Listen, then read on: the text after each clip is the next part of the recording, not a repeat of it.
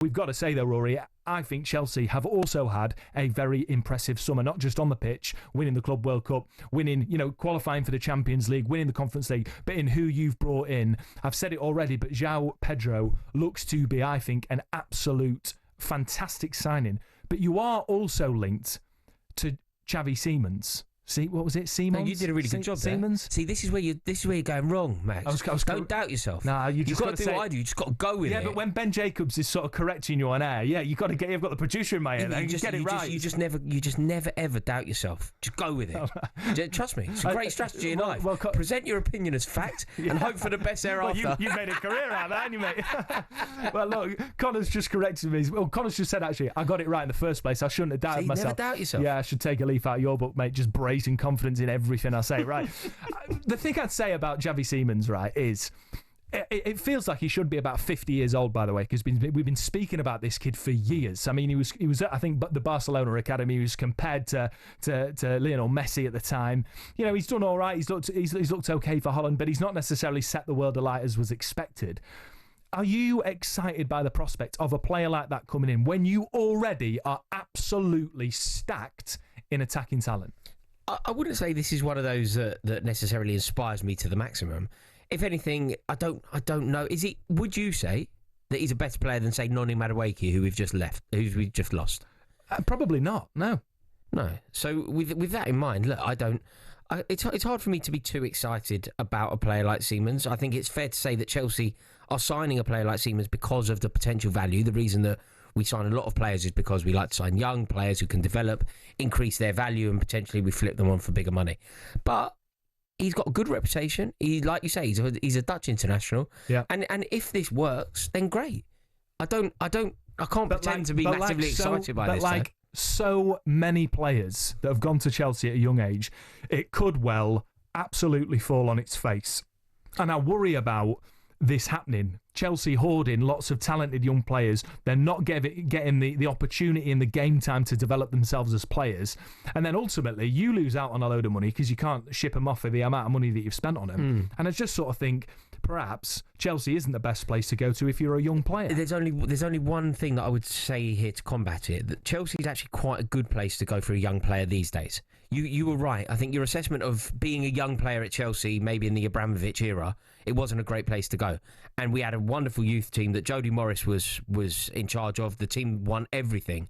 And that generation, and the generation slightly older than it was sort of lost because it never really got an opportunity. We had so many players that were so good, and regardless of what they did in the youth team, they never really got an opportunity. Patrick Bamford would be an example. Lewis Baker would be an example.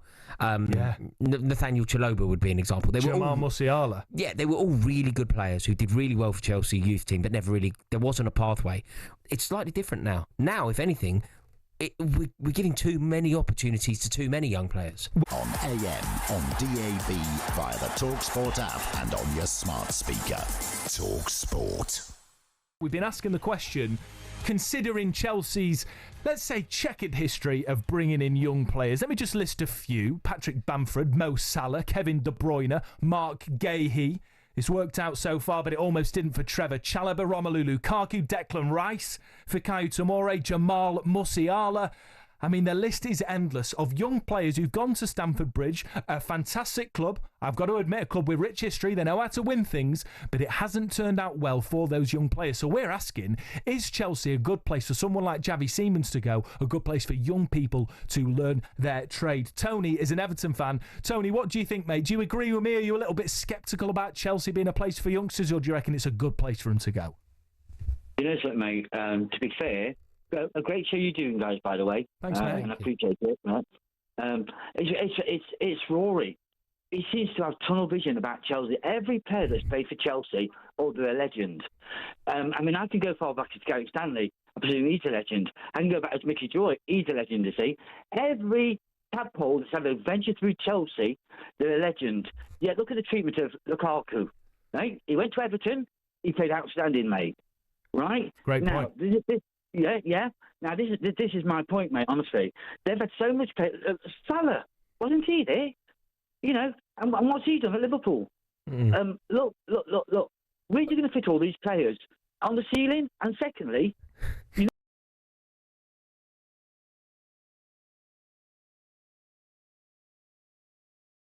dealt with. That's all been dealt with, Tony. They received a fine from UEFA, and Chelsea have sort of abided by that. I think a lot of the stuff that Todd Boehly inherited, any issues that were happening behind the scenes, Todd Boehly did declare that straight away, and that's why Chelsea have gotten away, I think, with just a fine regarding some of the things in terms of UEFA. So.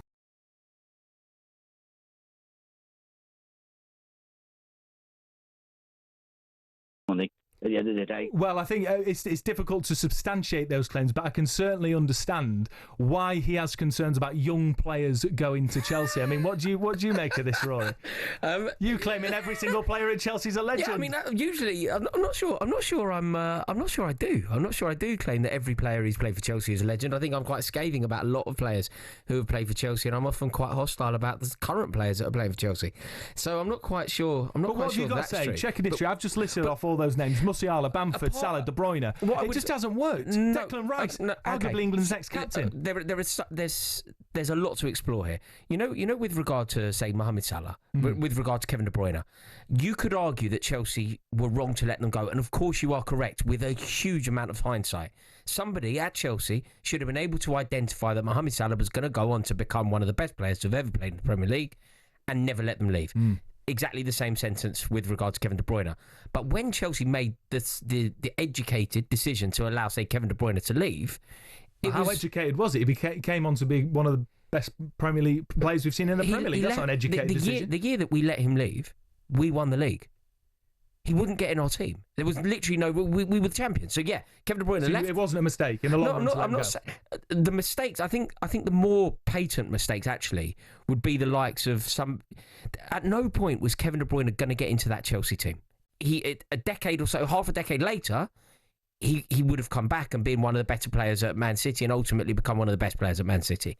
So would you agree that for Kevin De Bruyne, Chelsea was the wrong move for him? I think sometimes, though, you just take that step down to then go back up, don't you? In the way that, Ekitike, who's now got his move to Liverpool, he was fairly recently at Paris Saint-Germain. He had the move to Paris Saint-Germain. It didn't work out. You leave, you go and score some goals, you then get the second bite of the cherry at the bigger club. I would say, though, there are examples of Chelsea not necessarily doing the right thing with regard to youth players. A great example. Mark Gahey is the best English centre-half currently playing football. Agreed. Obviously, he gets in the Chelsea team. Obviously, Mark Gahey, it was a bad move to let him leave. That's a great example of it. I think Vic Tomori would still get in the Chelsea team. Chelsea would be a better team with Tomori part of it.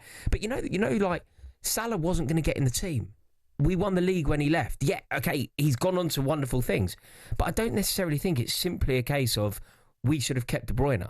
Because when De Bruyne was at Chelsea, ultimately he wasn't better than anyone that was in that Chelsea midfield.